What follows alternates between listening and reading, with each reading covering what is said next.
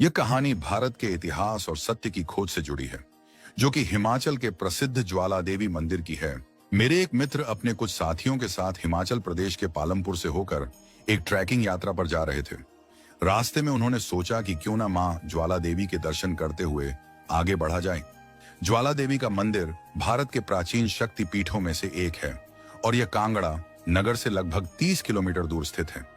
इस मंदिर की सबसे अनोखी बात यह है कि यहाँ कोई मूर्ति नहीं है, बल्कि मंदिर के भव्य हॉल में धरती से निकलती हुई अखंड ज्वाला को ही मां भगवती का स्वरूप मानकर पूजा की जाती है। जब हम मंदिर पहुंचे तो वहां की शांति और दिव्यता को देखकर मन श्रद्धा से भर उठा। मंदिर के दर्शन के बाद जब हम परिसर में घूम रहे थे, तभी मेरी नजर एक सूचना पट इंफॉर्मेशन बोर्ड पर गई।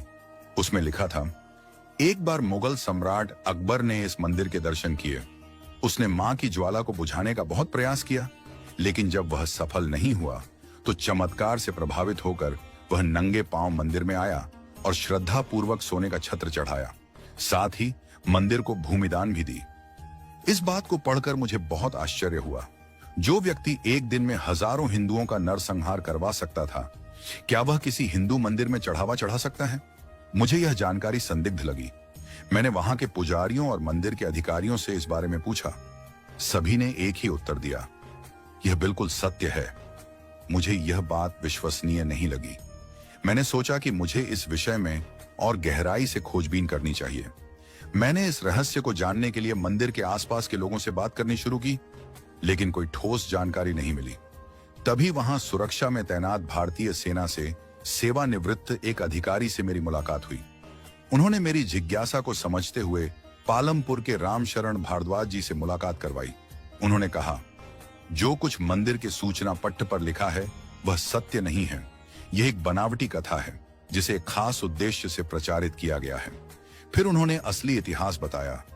अकबर जब नूरपुर और चंबा पर आक्रमण करने आया था, तब उसने ज्वाला देवी मंदिर को भी नष्ट करने की कोशिश की थी। उसने मंदिर की ज्वाला को बुझाने के लिए नहर से पानी मोड़ा, लेकिन ज्योति नहीं बुझी।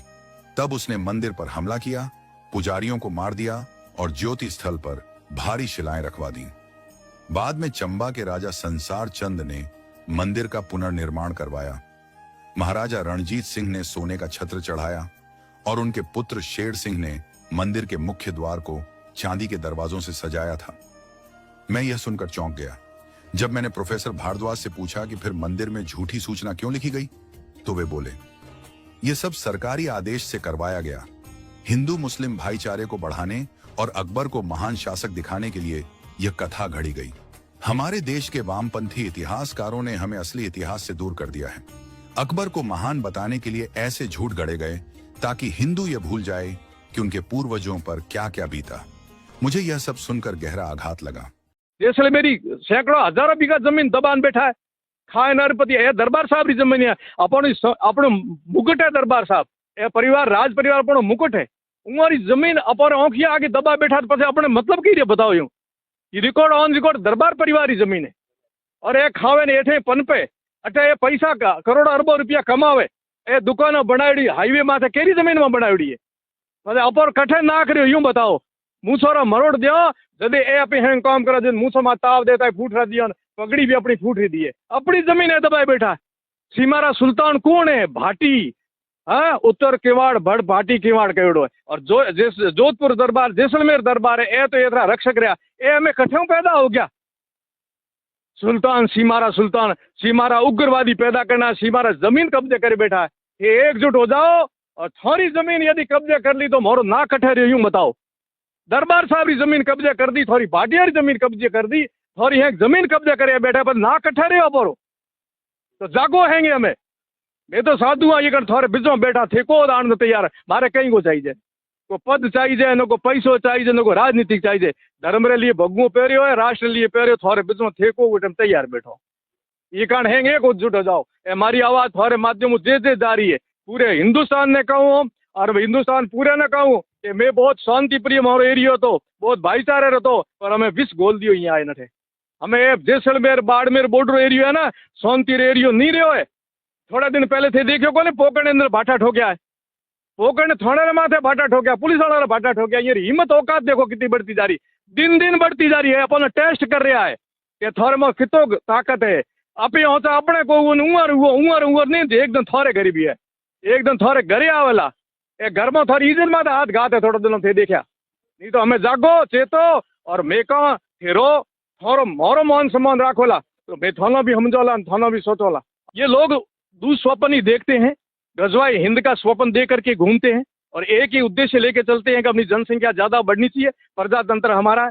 दुर्भाग्य इस बात का है कि हमारा समाज है वो शिथिल है, हमारा समाज शिथिल है क्योंकि कुछ हमारे में से उनको साथ देने वाले खड़े हो जाते हैं। उनको इतना ही चाहिए 35% उनकी जनसंख्या हो जाएगी और 10 या 20% हमारे साथ दे देंगे, फिर उनका काम हो जाएगा।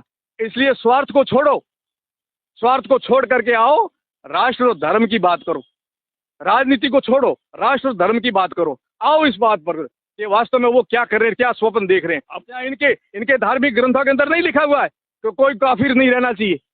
वो तो किसी को देखना ही नहीं चाहते हैं। आखिर उनकी जनसंख्या बढ़ाने का उद्देश्य क्या है? वो लोग करना क्या चाहते हैं? हम हमारी गीता का पालन करते हैं तो वो उनकी कुरान का पालन करते हैं। उनकी धार्मिक ग्रंथों में यही उद्देश्य दिया है, ये उपदेश दिया हुआ है, ये दिया हुआ, तो वो क्या करेंगे? इनके धार्मिक स्थानों में धार्मिकता मानवता का उपदेश नहीं देते हैं, इनके यहाँ तो ट्रेनिंग करते हैं कि बच्चा 4 साल का बच्चा भी पत्थरबाज बन रहा है और वो भी गवर्नमेंट स्कूल में पढ़ने वाला, तो आप क्या आशा रखते हो? गवर्नमेंट स्कूल में 4 साल का बच्चा पत्थर उठा रहे हैं। महिलाएं बुर्का गांव में पहन करके यहाँ आकर के पुलिस के सामने खड़ी हो जाती है। पहले बच्चों को खड़े किए, फिर महिलाओं को खड़ा किया। ये तो पर्दे के पीछे रचना कर रहे हैं, बड़े बड़े लोग हैं। केवल ये जो यहाँ घूम रहे गाँव में वो नहीं है, इनके बहुत बड़े बड़े लीडर हैं जो बहुत बड़े सपने दुस्वप्न देख रहे हैं कि हम ये कर देंगे वो करने पर। दुर्भाग्य है कि कुछ साथ देने वाले हमारे में से निकल जाते हैं। इनके चेहरे पहचानो, इनके चेहरे पर से नकाब उतारो तो पता चलेगा कि इनका भाव क्या है, इनकी नीति क्या है। कितना दुस्साहस है इनका। मतलब इनकी टीमें देखो, एक एक ने अलग अलग मोर्चे, सब कुछ छोड़ा इन्होंने। मतलब इनको घर की चिंता नहीं, इनको बच्चों की चिंता नहीं, इनको इज्जत की चिंता नहीं, इनको देश की चिंता नहीं, इनको चिंता केवल अपने धर्म के लिए। ये पत्थर भी मारेंगे, ये तालियां भी बजाएंगे और मस्ती से ऐलान भी करेंगे। और ये सच्ची घटना है, ये कपोल कल्पित नहीं है जो हम बोल रहे हैं ना, ये ऐसे बनावटी नहीं है, किसको भड़कलाने के लिए नहीं है। ये हकीकत में जैसलमेर जिले के अंदर ऐसी घटना हुई है, तब हम लोग बैठे हैं यहाँ। मेरा तो कल गुरु पूर्णिमा का मेला था, बहुत बड़ा, लाखों लोग आते थे। रात्रि को जागरण थी मठ के अंदर, मैंने कहा वही जागरण होती रहेगी, ये जन जागरण धर्म जागरण तो करनी है तो बासनपीर तालाब पर जाकर बैठूंगा और यहीं बैठे हम लोग करेंगे। और रात को जागरण किया हम लोग, हमारा धर्म था, कोई हमने एहसान थोड़ा ही किया भाई, कोई कर रहे हैं, हम लोग आए हैं तो हम किसी को उपकार थोड़ा ही कर रहे हैं। ये हमारा धर्म, हमारी ड्यूटी है। हम नहीं करेंगे तो दोष लगेगा, कलंक लगेगा हमारे ऊपर कि आपका धर्म बनता था।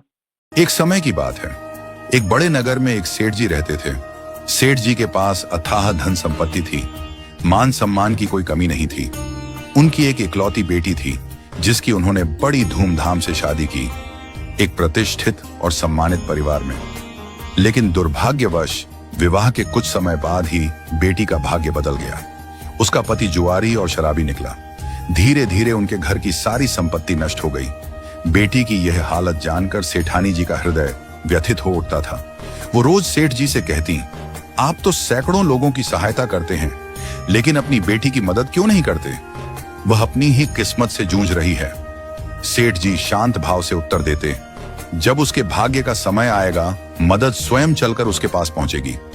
एक दिन सेठ जी किसी कार्यवश नगर से बाहर गए हुए थे।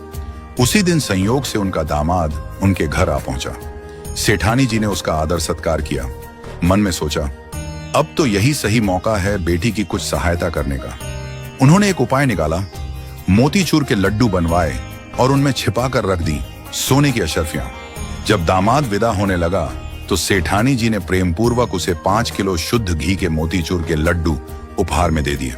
उनके मन में संतोष था, चलो बेटी की मदद किसी न किसी रूप में हो ही जाएगी। मगर दामाद लड्डू लेकर घर की ओर चला, पर रास्ते में सोचने लगा, इतने भारी लड्डू ढोने का क्या फायदा, बेहतर है यहीं किसी मिठाई वाले को बेच दूं। उसने पास की मिठाई की दुकान पर जाकर वे सारे लड्डू बेच दिए और जो पैसे मिले वो जेब में रख लिए। उधर सेठ जी उसी दिन लौट रहे थे। रास्ते में मिठाई की दुकान पर रुके और लिए कुछ मोतीचूर के लड्डू खरीद ली।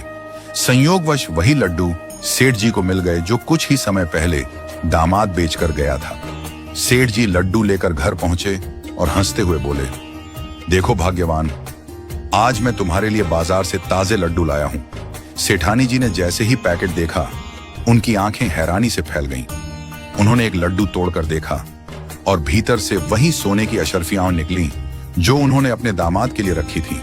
वो माथा पकड़कर बैठ गईं। सेठ जी को रोते रोते सारा वृत्तांत सुनाया। सेठ जी मुस्कुराए और बोले, मैंने पहले ही कहा था भाग्यवान, जब उसके भाग्य का समय आएगा तो सहायता खुद चलकर उसके पास पहुंचेगी। देखो, न वो अशर्फियां उसके भाग्य में थीं और न ही मिठाई वाले के। इसलिए कहते हैं, भाग्य से ज्यादा और समय से पहले किसी को कुछ नहीं मिलता। इस कहानी से हमें क्या सीख मिलती है? जीवन में जो कुछ भी हमें मिलता है वह भाग्य और समय के अनुसार ही आता है। कभी कभी हम किसी की मदद करना चाहते हैं, लेकिन अगर उसका समय नहीं आया तो वह मदद उस तक नहीं पहुंचती। जैसे झूला जितना पीछे जाता है उतना ही आगे भी आता है, वैसे ही जीवन में दुख आता है तो सुख भी जरूर आता है।